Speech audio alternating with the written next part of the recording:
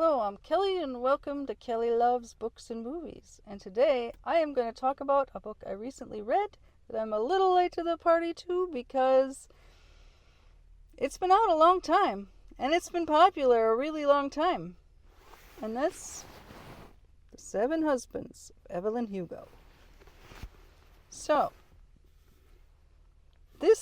I don't even know. I was just walking through the bookstore one day, and I've seen this book in there many times, but never really thought to pick it up. I was like, kind of ambivalent to it. But then one day I walked in and I was like, I think I need to buy that book for some reason. It just was kind of stuck in my head.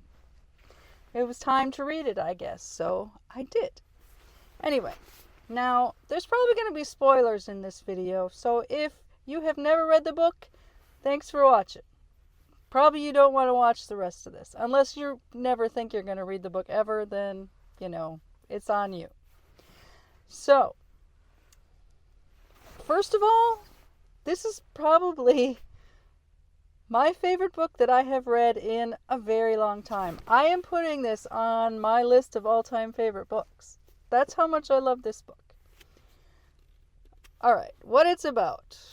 Evelyn Hugo is obviously, if you're watching this, because there's going to be spoilers, you probably know what it's about. But anyway, Evelyn Hugo, actress in the golden age of Hollywood. She's telling her story to a young journalist who is going to write her biography. So, Evelyn, at the age of 14-ish. Anyway, she born in Brooklyn. Her mom dies. Her father's not a good person. She decides that she is going to be an actress and basically, dropped the book. She does whatever she has to do to make that happen. She gets to Hollywood eventually. She gets to be an actress. It's kind of the golden age of Hollywood, so it's the studio system. So she eventually gets, makes movies. It's basically a story of Evelyn who, she sees what she wants, she knows what she wants, and she just does what it takes to get what she wants. And those seven husbands are usually along the way, she uses them to get what she wants. Some of them are just, the first husband, I think, was just basically to get her out of Dodge and get her on her way. Along the way, she meets and falls in love with another actress, who becomes the great love of her life. Again, spoilers. I don't think that's really a spoiler. But, yeah. The whole time I was reading this, it was making me think of, there is a playwright, I think she's from Michigan, but she's based in Chicago, Claudia Allen, and she wrote a play a long time ago called Movie Queens, and I haven't read the play in probably 15 years, and I used to have it in a book, and I can't find, and after I read this, I wanted to read the play again, and I went to find my book, and I don't have it anymore, so I'm gonna have to get a new one and read it again. But the play was about two golden Hollywood actresses who were a couple, and they had to, hide it and all that, and that just kind of reminded me of when I was reading this.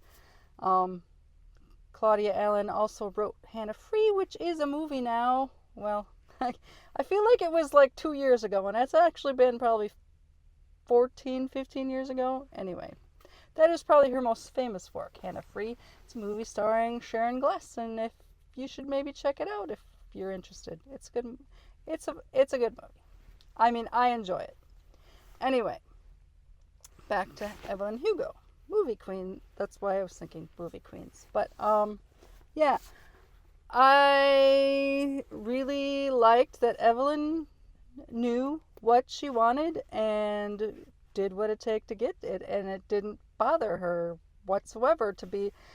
and I don't know. If people think that Evelyn besides the very last thing in the book, that because she keeps telling Monique, who she's telling her story to, she keeps telling her that you're not going to like me at the end.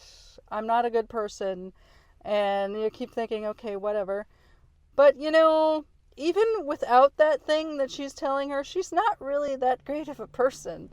Um, I mean, she uses people to get what she wants. And I mean, that's not always bad, because sometimes the people know they're being used and they're getting what they want out of it too. But I don't think it's always great. But anyway, I also enjoyed that this really was about families and what other kinds of families there can be. And, you make your family who you want it to be. Because her, obviously, birth family, her mother died, her father was bad. And one of her husbands, Harry, was really her best friend, and they wanted a kid. They made it happen, even though it was a lavender marriage, essentially. But it worked for them, and it worked for them the rest of their lives. And I don't know, that was interesting and a good part of the book. What else did I write down? I thought it was interesting. I know, like, it talks about when her mom was still alive and they, like, went to the movies, but, like, she wasn't I think she saw acting as just a way to get out and have a life, because I don't think she really necessarily well, I take that back. She probably liked acting, but she wasn't really good at it, by her own admission. I mean, she wasn't, like, the greatest actress ever, but, like, when she met Celia, her great love, Celia. Is Celia, or is it? Yeah. Celia was a great actress and loved the craft of acting. It wasn't just a means to an end for her. She loved the craft. And she did teach Evelyn a lot. And Evelyn, certainly got better as years went on. And I think maybe she did come to enjoy it and saw it more as a craft and not as a means to an end. But, yeah, that was interesting too. What were my other notes?